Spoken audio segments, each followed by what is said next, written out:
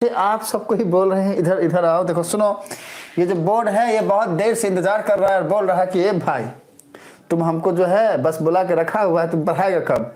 तो हम बोले रुक ना भाई, पढ़ाते हैं, बच्चे लोगों से बात तो करने दो। तो हमने हमारे सारे बच्चों से बात किया और अब हम आते हैं टॉपिक पे।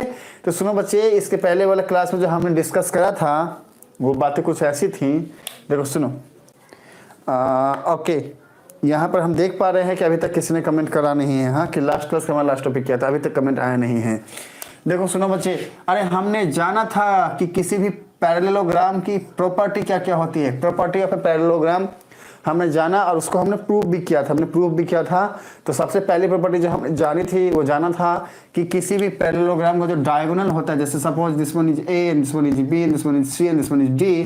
तो अगर मान लो इसका एक बी डी या डी बी एक डायगोनल है, तो ये जो डायगोनल है ना, ये इस parallelogram A B C D को क्या करता है, टू कॉन्ग्रुएंट ट्रायंगल में डिवाइड करता है। ये हमने प्रूफ किया था। हाँ, मतलब इसका ये हुआ कि ये जो डायगोनल है डी बी, ये इस वाले parallelogram A B C D को एक तो ये वाला ट्रायंगल और एक तो ये वाला ट्रायंगल, दो ट्रायंगल में डिवाइड कर दिया और ये दोनों ट्रायंगल आपस में कॉन्ग्रुएंट होंगे। ये हमने प्रूफ किया था। दूसरी बात हमने प्रूफ की थी कि इनके जो अपोजिट साइड्स है ना, ये साइड इसके इक्वल होगा, ये साइड इसके इक्वल होगा। अपोजिट साइड्स आपस में इक्वल और पैरेलल होंगे, ये इक्वल होंगे, ये हमने प्रूफ किया था। हाँ, और अपोजिट जो एंगल्स है ना, ये वाला एंगल इसके इक्वल होगा और ये वाला एंगल इसके इक्वल होगा। ये तीन बातें जो हैं हमने प्रूफ करा था। हाँ, कि भैया कोई भी पैरेललोग्राम होगा तो उसके अपोजिट साइड्स आपस में इक्वल होंगे, अपोजिट एंगल्स आपस में इक्वल होंगे, और जो इसके डायगोनल है सिर्फ एक ही डायगोनल नहीं, मतलब ऐसा नहीं है कि सिर्फ डी बी, अगर हम ए सी को मीट करते हैं ना, डायग्राम चलो दो बना कर दिखाते हैं। देखो सुनो, इसके दो डायगोनल होंगे। अगर ये सेम पैरेललोग्राम मैंने इधर लिखा, तो यहाँ पर तो हमने डी बी को मीट करा, यहाँ पे हम ए सी को मीट करेंगे। तो ये जो डायगोनल ए सी है, ये इस parallelogram A B C D को एक इसमें और एक इसमें, ये दो कॉन्ग्रुएंट ट्रायंगल में डिवाइड करते हैं। दोनों ही डायगोनल के लिए बातें होंगी एप्लीकेबल। मैंने एक से समझाया, आप दोनों समझ जाइए वहां से, ठीक है। आज हम लोग डिस्कस करेंगे क्या कि भैया किसी भी, जो कि मैंने यहाँ पर हेडलाइन में लिखा हुआ है कि diagonals of a parallelogram bisect each other. किसी भी पैरेललोग्राम के जो डायगोनल्स हैं, हाँ, वो एक दूसरे को बाइसेक्ट करते हैं। This is the logic, this is the point, this is the point. ये हमारा पॉइंट है कि हमने जाना था ये वाली बातें। आज हम जानेंगे कि मान लो कि ये पैरेललोग्राम है, हाँ, अब ये अगर मान लो this one is A, this one is B and this one is C and this one is D. अब इसके तो दो डायगोनल होंगे ना भाई, एक डायगोनल ये होगा और एक डायगोनल ये होगा। तो ये जो दो डायगोनल है, कौन कौन डायगोनल हो गए, एक डायगोनल ए सी हो गया, एक डायगोनल बी डी हो गया। दो डायगोनल होते हैं इसके, तो ये क्या होंगे, एक दूसरे को बाइसेक्ट करेंगे। आइए टॉपिक पे। तो सुनो बच्चे, क्या है कि टॉपिक हमारा आज यही रहने वाला है कि किसी भी पैरेललोग्राम के जो डायगोनल्स होते हैं ना, जैसे मान लो this one is A B C D, एक पैरेललोग्राम है और इसके दो डायगोनल हैं, पहला है डी बी, दूसरा है ए सी। ये आपस को बाइसेक्ट करेंगे, एक दूसरे को बाइसेक्ट करेंगे। मतलब क्या है इसका, इसको समझ जाओ। अगर इसके मतलब को समझ गए तो फिर प्रॉब्लम नहीं होगा। इसको हम थोड़ा सा जो है बोलते हैं, तुम हटो रे भाई हटो, इसको हम हटा दिए हैं। अब इसके मतलब को हम जो है ना ऊपर यहाँ पे समझाते हैं। देखो यहाँ पे एक डायगोनल है डी बी, हमने बोल दिया भैया तुम हो डायगोनल डी बी, और एक डायगोनल है ए सी, हमने बोल दिया भैया तुम डायगोनल हो ए सी, ठीक है। तो डायगोनल के आपस में बाइसेक्ट करने का मतलब ये होता है, इसको समझना बात को ध्यान से। मान लो ये डी बी जो है ये टोटल है 6, ये टोटल यहाँ से लेके यहाँ तक कितना है, 6 है। यहाँ पे लिखते हैं D B equals to 6, okay. और ये जो ए सी है ना, टोटल यहाँ से लेके यहाँ तक, ये मान लो है 8, मान लो 8 है। तो अगर डी बी ए सी को बाइसेक्ट कर रहा है, अगर ये लाइन हमने बोला, क्या बोला इसको समझिए। अगर हमने बोला क्या कि डी बी बाइसेक्ट ए सी, तो इसका मतलब क्या होगा, इसको समझना है। देखो यहाँ पे ही लिख दे या फिर यहाँ लिख दे या फिर यहाँ लिख दे। देखो सुनिए, यहाँ लिखते हैं डी बी बाइसेक्ट ए सी। अगर ये लाइन बोले तो इस लाइन को बोलने का अपने आप में ही क्या मतलब होता है, इसका मतलब होता है कि DB अगर AC को बाइसेक्ट कर रहा है तो इसका मतलब है कि AC का जो भी लेंथ है वो 2 टुकड़ों में डिवाइड हो जाएगा। AC है 8 तो इसका मतलब है कि एक पॉइंट ये वाला मान लो O है, तो AC को 4 यहाँ से लेके यहाँ तक 4 होगा और यहाँ से लेके O से लेके C तक 4 होगा, मतलब AO इक्वल्स टू OC हो जाएगा। दिस इज द फर्स्ट की पॉइंट। हाँ, और अगर बोले कि भैया AC बाइसेक्ट DB, अगर ऐसा बोले कि AC DB को बाइसेक्ट कर रहा है तो इसका मतलब है कि अगर DB 6 है तो यहाँ से लेके यहाँ तक 3 होगा, DO 3 होगा और OD 3 हो जाएगा। ठीक है, तो ऑब्जर्वेशन में आए कि भैया DO equals to OB। This is the observation. देखो सुनो बच्चे, ये जो बातें हैं यही हमें प्रूफ करना है। इसको जो है हम प्रूफ करते हैं। इधर आओ, देखो सुनो बच्चे, अब क्या है ना, हमारे पास ये डायग्राम है। हमने बोला कि भैया तुम जो है पॉइंट O हो, ऐसा हमने बोल दिया। अब एकदम ध्यान से देखना, देखो सुनो, हमारे पास यहाँ पर 2 ट्राइंगल फॉर्म हो रहा है। ऐसे होने के लिए 4 फॉर्म हो रहा है, लेकिन हम 2 को कंसिडर कर रहे हैं। पहला ट्राइंगल AOD, इसको देखो ध्यान से, इसको अगर देखोगे तो आपको यहाँ पर एक ट्राइंगल मिल जाएगा, ऐसा है। और दूसरा ट्राइंगल BOC, इसको बनाते हैं। देखो 2 ट्राइंगल, एक ट्राइंगल ये है, एक ट्राइंगल ये है। अब इसी वाला ट्राइंगल को हम यहाँ बनाते हैं, इसको ध्यान से देखिएगा, एकदम ध्यान से देखो। वी हैव 2 ट्राइंगल बच्चे, हमारे पास 2 ट्राइंगल हैं।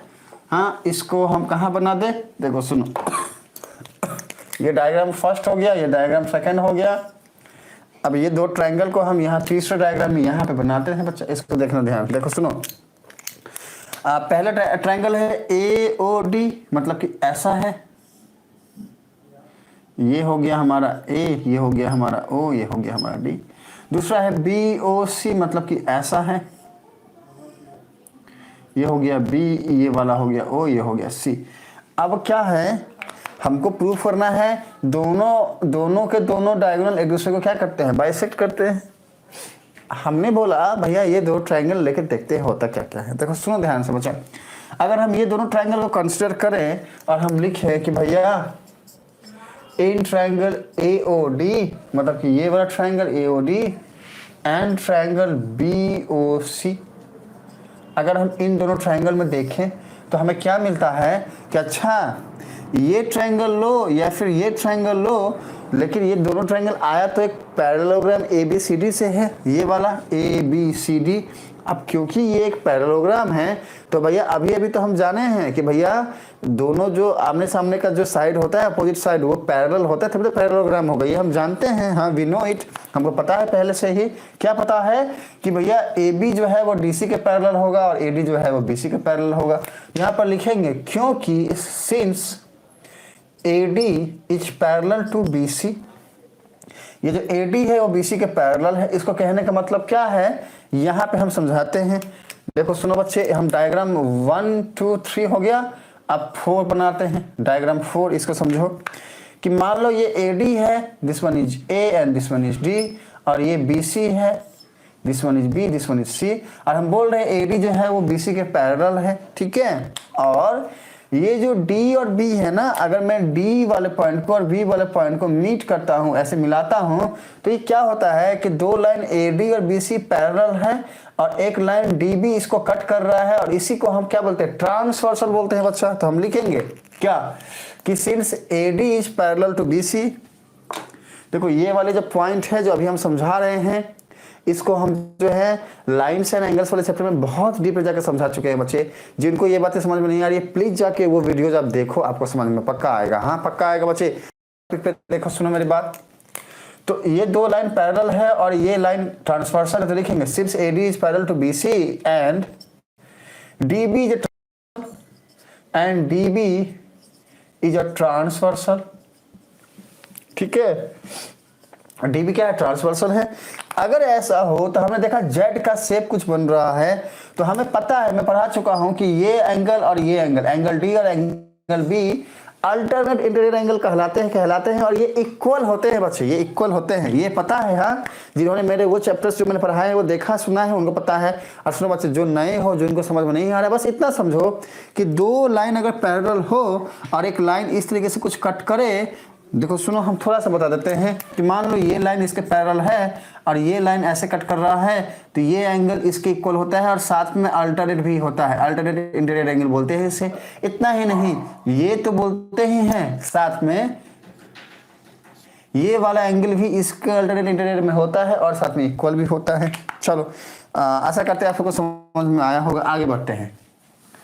तो अब इसी से जो है ना हम लिखेंगे क्या, हम लिखेंगे कि भैया क्योंकि AD BC के पैरेलल है और DB क्या है, ट्रांसवर्सल है। हाँ, देयरफॉर इसीलिए एंगल क्या वाला, कौन सा वाला एंगल, हम अगर ध्यान से देखें, हाँ हम क्या करें, ध्यान से देखें। अच्छा, AD लिए है ना, हम AD को ले रहे हैं। हाँ, तो एंगल ये वाला जो D है ना, ये B के इक्वल हो जाएगा। एकदम ध्यान से समझना, एंगल जो D है ये B के इक्वल हो जाएगा। तो लिखोगे angle D is equal to angle B. एक बात तो हम यहाँ से ये सीख गए, क्या सीख गए हम यहाँ से, हमारी ऑब्जर्वेशन क्या आई, हमारी ऑब्जर्वेशन आई कि अच्छा भैया एंगल डी जो है वो एंगल बी के इक्वल होगा। कैसे होगा, तो कुछ इस तरीके से होगा। अब अगर इसी वाली बात को हम इस डायग्राम में देखें तो AD हमें कहाँ मिल रहा है, देखो सुनो, AD हमें ये मिला, BC हमें ये मिला, दोनों पैरेलल है, ठीक है। और ये वाला ट्रांसवर्सल हमने लिया है, ये वाला B और D को मिलाया है, तो हमको कौन से एंगल इक्वल मिल रहे हैं, इसको समझना बच्चे। देखो सुनो, ये एंगल इसके इक्वल मिल रहा है, एक पॉइंट ये। लेकिन अगर हम कुछ ऐसा करें, हम क्या करें कि पैरेलल लाइन तो यही दोनों है, ये है और ये है, देखना समझना, ये हमारा AD हो गया और ये हमारा BC हो गया।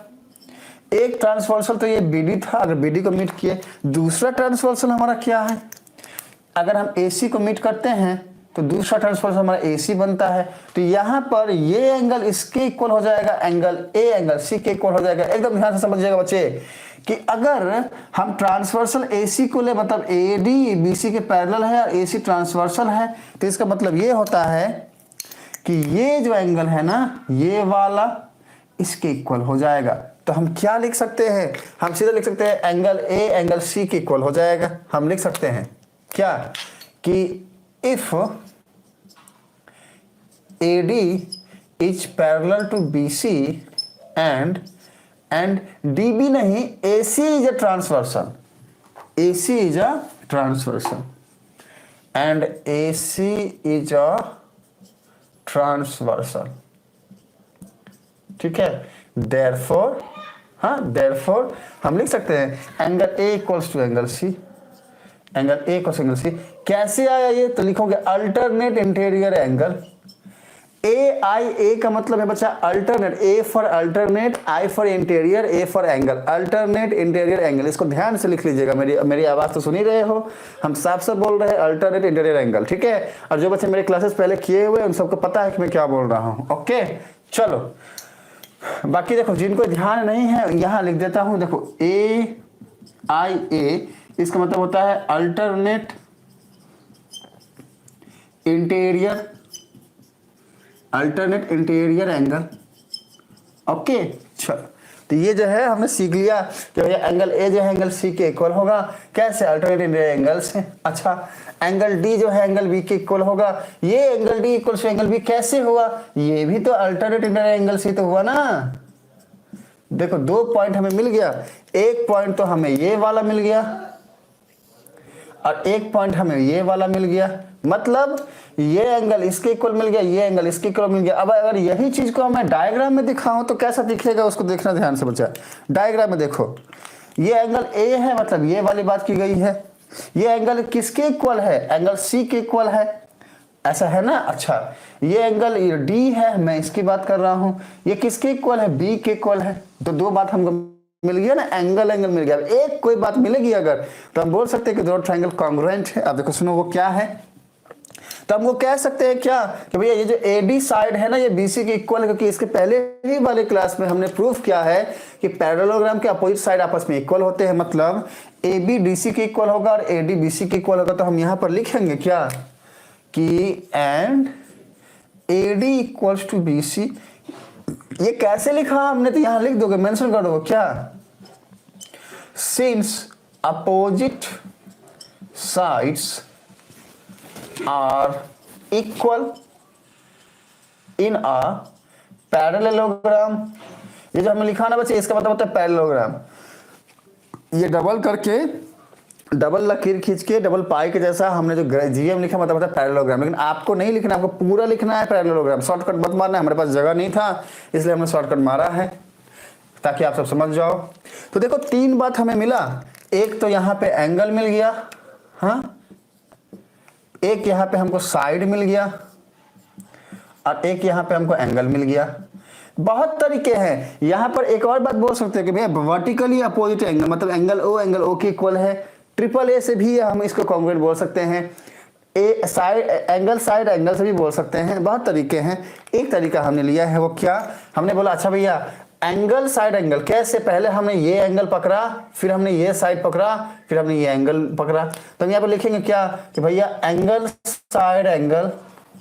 हाँ देखो सुनो बच्चे, जिन्होंने मेरा इसके पहले वाले सारे क्लासेस किए उनको मुझे पता है कोई प्रॉब्लम नहीं आ रही होगी। जो नए बच्चे हो सकता है उनका बाउंस जा रहा है। हाँ तो देखो एक ही क्योंकि मैं थोड़ा सा क्या कर रहा हूँ ना, स्किप कर रहा हूँ स्टेप को, क्योंकि मैं पढ़ा चुका हूँ ऑलरेडी, अच्छे से पढ़ा चुका हूँ। हाँ तो अगर तकलीफ ज्यादा हो रही हो, समझ में ना आ रहा हो, तो मुझसे पूछना, मुझे पी लिखना, मैं समझाऊंगा फिर से। हाँ ये मेरा वादा है बच्चे। चलो तो देखो, तो बाय एंगल साइड एंगल, हाँ बाय एंगल साइड एंगल क्या हम लिख सकते हैं कि भैया देखो ये एंगल ये सी के इक्वल था, तो हम ये लिखेंगे ट्रायंगल ए, और यहाँ लिखेंगे ट्रायंगल सी के इक्वल है, ए सी के इक्वल है। अच्छा अब हम एंगल के बाद कहाँ बढ़े थे, साइड की तरफ, डी की तरफ बढ़े थे, तो हम लिख दिए यहाँ डी। अरे ये एंगल डी किसके इक्वल था, कौन से एंगल के इक्वल था, बी के इक्वल था, तो हम यहाँ पे लिख दिए बी, डी बी के इक्वल है। बचा क्या, ओ बचा ना। देखो ए के बाद डी गए, ए के साथ सी को लेके आए, सी के बाद बी गए, और इसके बाद जाएंगे यहाँ पे हम ओ। तो ट्रायंगल ए डी ओ ये कॉन्ग्रुएंट हो जाएगा ट्रायंगल सी बी। ओके देखो सुनो बच्चे, अल्टीमेटली हमने यहाँ किया क्या, हमने ये प्रूफ किया कि भैया ये दोनों triangle, triangle A D O ये कॉन्ग्रुएंट है ट्रायंगल सी बी। ओके ये हमने प्रूफ कर दिया कि ये दोनों ट्रायंगल जो है एंगल साइड एंगल से क्या है, कॉन्ग्रुएंट है। अब जैसे ही हमने कॉन्ग्रुएंट प्रूफ कर दिया ना, तो देखो अब कुछ बातें हमको मिल जाएंगी। ये जो AO है ना, ये इक्वल होगा किसके, CO के। पहला की पॉइंट हम लिख सकते हैं यहाँ पे कि भैया therefore AO is equals to CO, पहला पॉइंट ये। एंड अब दूसरा पॉइंट देखो ध्यान से बच्चे कि ये जो DO है ना, ये किसके इक्वल हो जाएगा, BO के, क्योंकि ये दोनों ट्रायंगल कॉन्ग्रुएंट है। कॉन्ग्रुएंसी केस में हम ऐसा लिख सकते हैं। तो हम यहाँ पर लिखेंगे कि भैया and DO equals to BO। अब ये दो लाइन हमको मिला कैसे, ये दो लाइन हमको कैसे मिला, तो ये रीजन मेंशन कर दो। हाँ हमें मिला बाय CPCT। अब ये CPCT का मतलब क्या होता है, CPCT का मतलब क्या होता है, corresponding part of congruent triangle. लो हम यहाँ लिख देते हैं, जिनको ध्यान नहीं है उनके लिए। CPCT का मतलब क्या होता है बच्चे, corresponding part of congruent triangle. और ये क्या होता है, ये हम बहुत अच्छे से ट्रायंगल वाले चैप्टर में देख रहे हो, एक से सारी के सारी बातें एक दूसरे से जुड़ी हुई है। हाँ ट्रायंगल वाले चैप्टर में हम पढ़ा चुके हैं बहुत अच्छे से इन बातों को, ठीक है ना। तो यहाँ पर बाय CPCT से ये वाले लाइनें लिखी, और ये लाइन को जैसे ही हमने लिखा तो ये क्या है, इसको ध्यान से देखो। AO बराबर CO मतलब क्या, अरे भाई देखो सुनो ध्यान से बच्चा, ये जो AO है ये CO के इक्वल है, मतलब AO इक्वल्स टू CO, मतलब दोनों इक्वल हो गया। DO इक्वल्स टू BO मतलब क्या, ये वाला DO इक्वल्स टू BO, मतलब अब इसका मतलब क्या हुआ कि भैया AO बराबर है CO के। अरे यही तो हमें प्रूफ करना था ना, AO बराबर CO या OC, और दूसरा DO बराबर OB ये इसके इक्वल है, ये प्रूफ करना था। ये हमने अल्टीमेटली यहाँ लिखोगे प्रूफ कर दिया कि भैया किसी भी एक पैरेललोग्राम के जो दोनों डायगोनल होते हैं वो एक दूसरे को क्या करते हैं, बाइसेक्ट करते हैं। चलो